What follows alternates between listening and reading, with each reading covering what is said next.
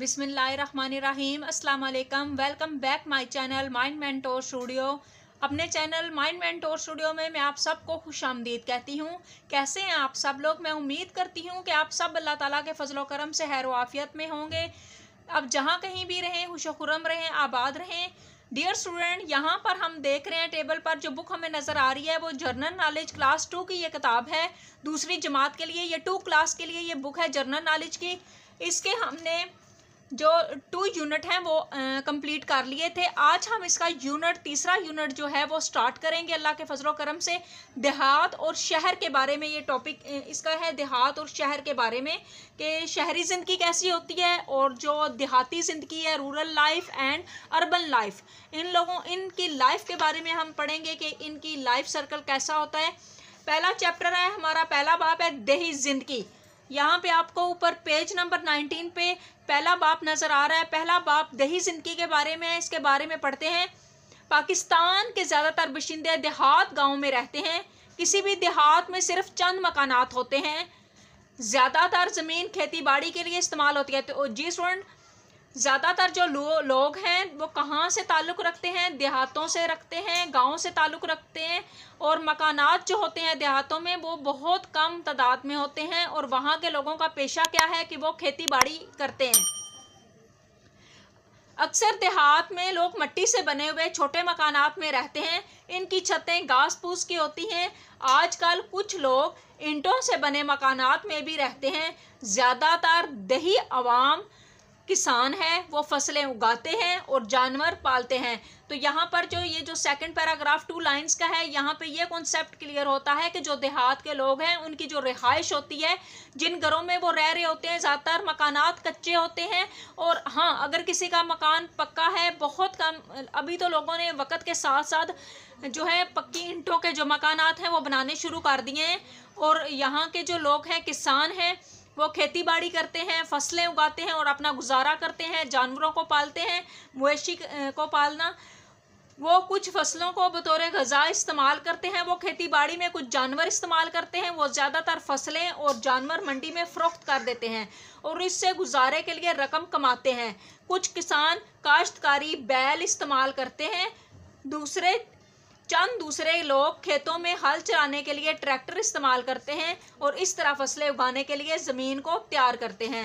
Next हम आते हैं पेज नंबर 20 पे। वो बीज बोते हैं और फिर उनका ख्याल रखते हैं। यानी फसलों में वो क्या करते हैं? बीज बोते हैं, जिससे फसलें तैयार होती हैं। जब फसल पककर तैयार होती है तो मर्द और औरतें मिलकर छोटे औजारों की मदद से फसल काटते हैं, जबकि कुछ दूसरे लोग इस काम के लिए मशीनें इस्तेमाल करते हैं।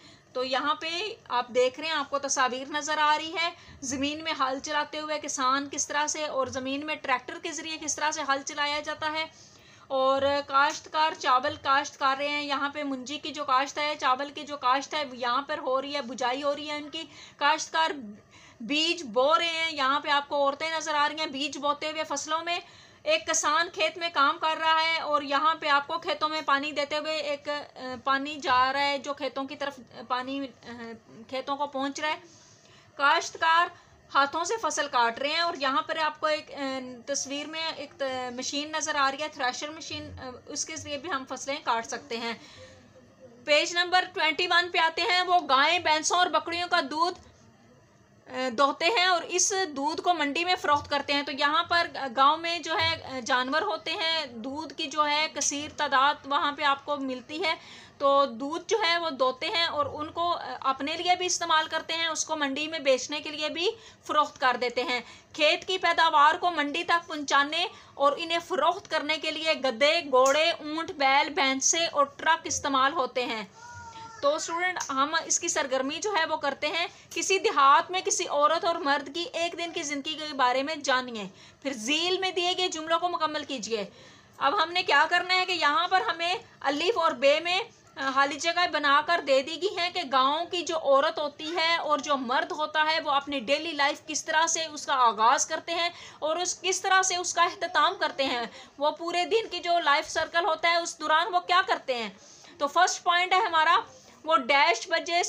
वो वो डैश सोकर उठती है, यानी वो कितने बजे, उनका टाइमिंग क्या है, औरत जो है वो कितने बजे सो के उठती है। जो देहाती औरत है वो तकरीबन जैसे अजान होती है फजर की, उस टाइम पे वो 5 बजे उस बजे वो सोकर उठती है।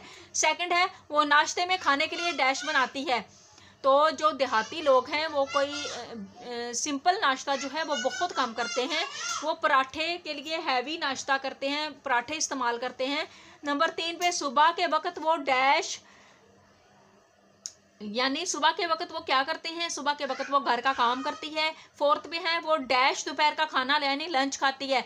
जो देहात की औरत है वो अपना खाना कितने बजे दोपहर का खा लेते हैं, वो 12 बजे ही दोपहर का खा लेते हैं, क्योंकि वो 5 बजे की सुबह उठे हुए होते हैं और नमाज रोज़ा करने के बाद फिर वो नाश्ता वगैरह कर लेते हैं। उसके बाद फिर 12 बजे इंतहाई सख्त जो मुशक्क़त होती है वो घर के काम काज करना, मवेशियों को देखना, सारे काम वाम करके तो 12 बजे उन लोगों को भूख जो है सताती है, तो 12 बजे वो क्या करते हैं, लंच कर लेते हैं। 5 पे हमारा पॉइंट है दोपहर के खाने लंच के बाद डैश करते हैं, क्या करते हैं, आराम करते हैं। नेक्स्ट हमारा पॉइंट है शाम के वक्त वो डैश करते हैं, यानी शाम रात का खाना तैयार करते हैं। नेक्स्ट है वो रात को सोने के लिए डैश पर लेट जाती हैं, कहाँ लेट जाती हैं, बिस्तर पर लेट जाती हैं। ओके, यहाँ पर कॉन्सेप्ट क्लियर हो जाता है हमारी एक औरत का कि वो अपनी डेली लाइफ जो है सुबह से लेकर शाम तक वो किस तरह से गुजारती है। एंड देन हम पढ़ते हैं मर्द के बारे में कि एक मर्द की जो दही इलाके का जो मर्द है उसकी लाइफ सर्कल क्या है, वो किस तरीके से अपनी लाइफ को स्टार्ट करता है और उसको एहतमाम एट द एंड वो उसको एहतमाम करता है। फर्स्ट पे हमारा जो पॉइंट है वो डैश बजे सोकर उठता है। हमारे मर्द भी इसी तरीके से, जिस तरह औरतें हमारे सुबह के टाइम पे 5 बजे उठती हैं, हमारे मर्द हजरात जो हैं देहात के रहने वाले भी, उनकी टाइमिंग भी सहरी का वक़्त होता है, 5 बजे का टाइम होता है सुबह, जैसे नमाज फजर का टाइम होता है उस टाइम पे हमारे देहाती लोग उठ जाते हैं।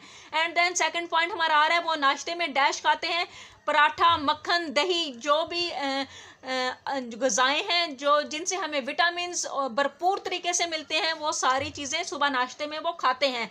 सेकंड है सुबह के वक़्त डैश, सुबह के वक़्त जो मर्द हजरात हैं वो क्या करते हैं, वो खेतों में काम करने के लिए चले जाते हैं। सेकंड है आगे फोर्थ हमारा पॉइंट है वो डैश दोपहर का खाना लंच खाता है।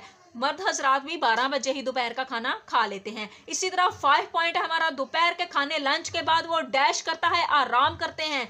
एंड 6 है हमारा शाम के वक्त वो डैश, यानी इसको हमने फील करना है शाम के वक्त की रूटीन क्या है उनकी, वो माल मवेशी और उनकी देखभाल करते हैं।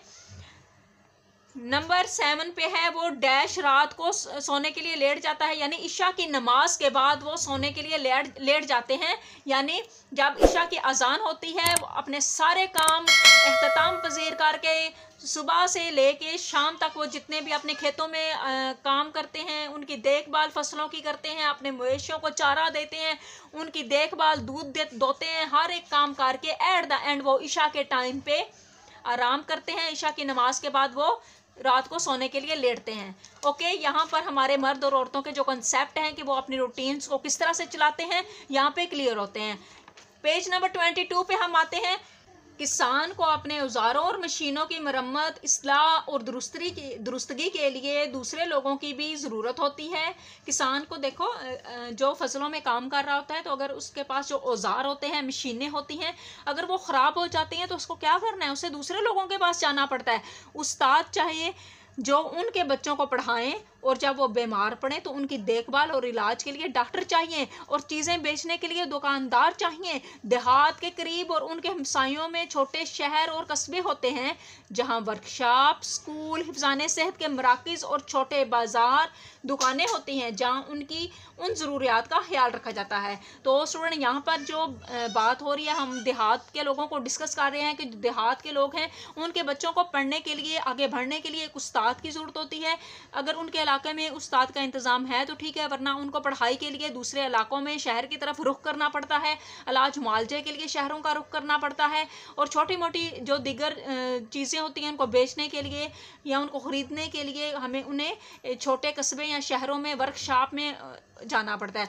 तो यहाँ पे आपको 4 मुख्तलिफ़ किस्म की तस्वीर नज़र आ रही हैं। एक कारीगर खेती बाड़ी की मशीनों की मरम्मत कर रहा है, एक बड़े ही किसान के चंद औजारों को दुरुस्त कर रहा है। तो हमें यहाँ पे गांव में रहते हुए मुख्तलिफ़ किस्म के हमें दूसरे लोगों की भी ज़रूरत पड़ती है तहफ़्फ़ुज़ सेहत की एक कारकुन किसी मरीज़ का मुआयना कर रही है, एक उस्तानी बच्चों को तख्ती पर लिखना सिखा रही है। तो ये हमारे वो काम हैं जो हमें देहात में रहते हुए में दूसरों की मदद के साथ हम अपने मसले को हल करते हैं।